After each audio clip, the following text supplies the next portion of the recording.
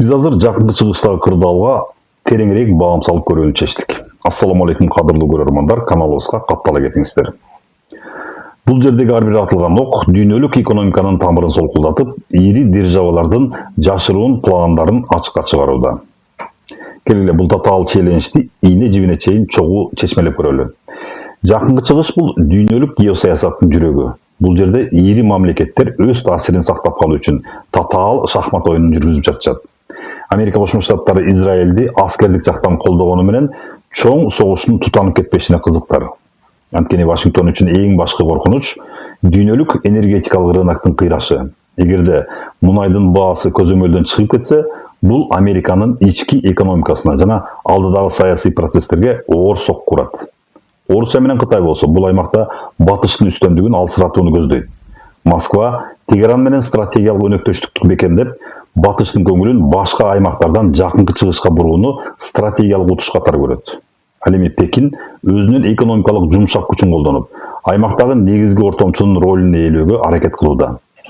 Кытай үчүн бул аймак бир алкак, бир жол долбоорунун башкы дарбазасы болуп саналат. Бул жерде НАТОнун позициясын айтпай кетүүгө болбойт. Түндүк Атлантикалык альянс расмий түрдө жаңжалга катышпаса да, аймактагы деңиз жолдорунун коопсуздугун башкы планга коет. НАТО үчүн Ирандын ракеталык программасы Европанын коопсуздугуна түздөн-түз коркунуч жаратат.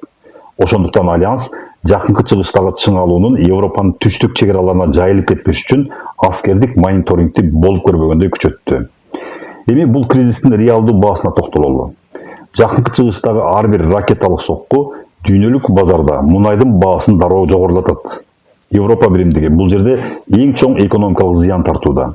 Мунай менен газдын кымбатташы Европанын өндүрүшүн кымбаттатып, инфляциянын өсүшүнө алып келүүдө. Бул кырдаал Европаны мунайдан тезирээк баш тартып, альтернативдик жашыл экономикага өтүүнү тездетүүгө мажбур кылат.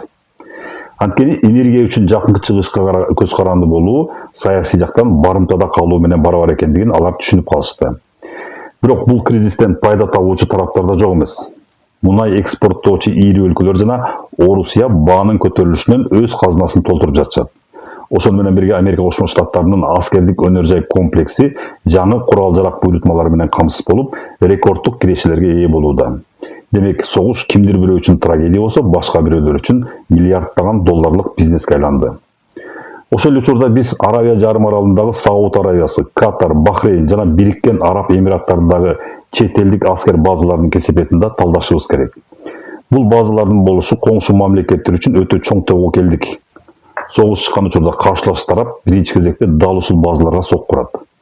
Бул тынч жашаган коңшу мамлекеттеги автоматтык түрдө согуштун очогуна айландырат дегенди билдирет.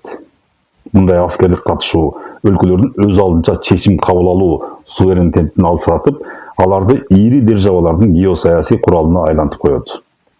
Эми эң маанилүү суроого келели. Бул тирешүүлөр аяктагандан кийин бизди кандай дүйнө күтүп турат? Биринчиден, глобализацияны доор аяктайт, мамлекеттер коопсуздук үчүн өз аймактарына жана ишенимдүү коңшуларына көбүрөөк таяна баштайт. Дүйнө бири-биринен көз каранды эмес экономикалык блокторго бөлүнөт. Экинчиден, жашыл энергия үстөмдүк кылат. Жакынкы чыгышка болгон көз карандылыктан кутулуу үчүн дүйнө күн, шамал жана атомдук энергетикага болуп көрбөгөндөй басым жасайт. Мунай өзүнүн саясий курал катары кадырын жогото баштайт. Үчүнчүдөн, жаңы каржы системасы түзүлөт. Доллардын дүйнөлүк үстөмдүгү алсырап, мамлекеттер өз ара санариптик валюталар жана улуттук акча бирдиктери менен эсептешүүгө өтүшөт.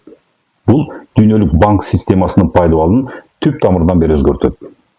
Бул глобалдык өзгөрүүлөрдүн фонунда Борбордук Азиянын ролу кандай болот? Жакынкы чыгыштагы соода жолдору кооптуу болуп калганда, дүйнө жаңы коридорлорду издей баштайт. Каспий деңизи аркылуу өткөн орто коридор эми дүйнөлүк мааниге ээ болууда. Кыргызстан, Казакстан жана Өзбекстан бул чыгыш менен батышты бириктирген эң ишенимдүү транзиттик көпүрөгө айлануу мүмкүнчүлүгүн пайдаланып калышы керек. Дүйнө өзгөрүүдө, биз эски эрежелерден чыгып, жаңы доордун талаптарына даяр болушубуз керек. Бул жөн гана божомол эмес, бул бүгүнкү күндүн катаал реалдуулугу. Көңүл бурганыңыздарга рахмат. Биз окуялардын өнүгүшүнө гана эмес, алардын ар бир цифрасына чейин көз салып, сизге эң так маалыматтарды жеткирүүнү улантабыз. Биздин каналга жазылууну унутпаңыздар. Кайрадан көрүшкөнчө аман туруңуздар.